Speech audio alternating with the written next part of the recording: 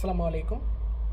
বর্তমানে একটা বিষয় নিয়ে অনেক বেশি আলোচনা সমালোচনার উদ্রেক দেখা গেছে এবং তা হচ্ছে বাংলাদেশ অন্তর্বর্তীকালীন সরকারের উপদেষ্টা যারা কোটা আন্দোলনের প্রধান সমন্বয়কের দায়িত্ব পালন করেছিলেন তাদের ইংরেজিতে বক্তব্য না দেয়া বা দিতে না পারার উপর ভিত্তি করে স্বাভাবিকভাবেই এখানে আলোচনা সমালোচনার জায়গা আছে। কেউ কেউ পক্ষে বলছেন, কেউ বিপক্ষে বলছেন এবং আমার বন্ধু তালিকায় যেহেতু বিভিন্ন শ্রেণীর মানুষ আছেন, রাজনীতিবিদ বা রাজনীতি সম্পর্কে ভালো জানেন এরকম সাহিত্যিক বা লেখক, ছাত্রছাত্রী, সাংবাদিক, তো তাদের থাকার বদৌলতে আমি বিভিন্ন জনের বিভিন্ন মতামত পড়েছি এবং আমার মনে হয়েছে আমার একটা ছোট্ট উপলব্ধি এখানে আপনাদের সাথে শেয়ার করা যেতে পারে। প্রথমত কেউ কেউ এরকম বলছেন যে লিওনেল মেসিও ইংরেজি জানেন না বা ক্রিশ্চিয়ানো রোনালদো তো ইংরেজি জানেন না। দেখেন তাদের পেশাদারিত্বের সাথে তারা কিন্তু কোনো প্রকার ছাড় দেননি।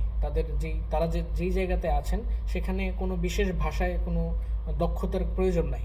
তারা তাদের জায়গাতে যথেষ্ট দিয়েছেন বা দিচ্ছেন। কিন্তু যখন বিষয়টা রাষ্ট্র ক্ষমতার বা রাষ্ট্রের একটা গুরুত্বপূর্ণ পদের, তখন আমরা যেহেতু একটা গ্লোবাল ভিলেজে বসবাস করি, আমাদের রাষ্ট্রের বাইরেও আমাদের খোঁজ খবর রাখতে হয়, আমাদের বহির্বিশ্বের খবর জানতে হয়। তো বহির্বিশ্বের খবর জানতে বা বহির্বিশ্ব সম্পর্কে জানতে ইংরেজি একটা গুরুত্বপূর্ণ মাধ্যম।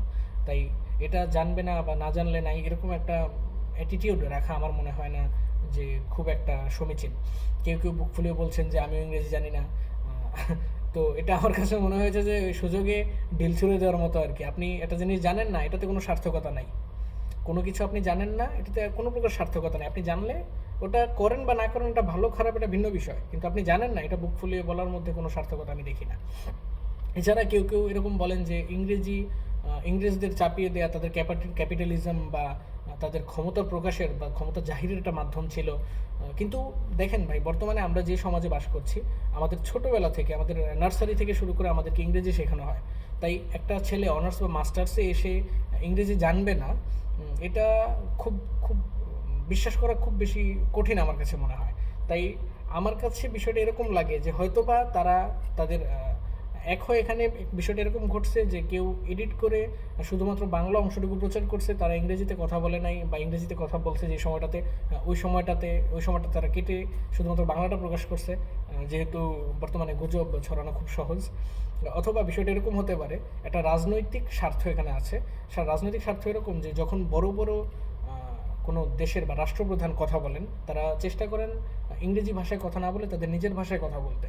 এটা একটা রাজনৈতিক টার্ম বলা যায়, কারণ আপনি যাদের জন্য কথা বলছেন তাদের বোধগম্য হতে হবে বিষয়টা।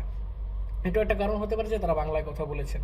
তবে আমি এখনও অবধি ওই যে ইংরেজি কথা বলতে পারেন নাই বা ইংরেজি বলেন নাই, ওখানে কি আসলে ইংরেজি বলতে গিয়ে তারা আটকেছিল বা ইংরেজি বলতে পারেন নাই, এরকম কোনো ভিডিও আমি এখনও দেখি নাই, খুঁজে পাই নাই। আপনারা যদি পান তাহলে আমার জানান।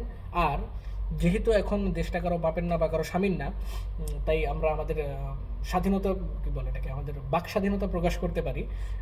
তাই আমি আমাদের সমন্বয়কদের সাজেস্ট করব যে তারা যাতে আয়মান সাদিক ভাইয়া এবং ওনার ওয়াইফ মুনজারিন শহীদ আপুর শরণাপন্ন হন। তারা আশা করি কোনোভাবে সহযোগিতা করতে পারবে। Tata, bye bye.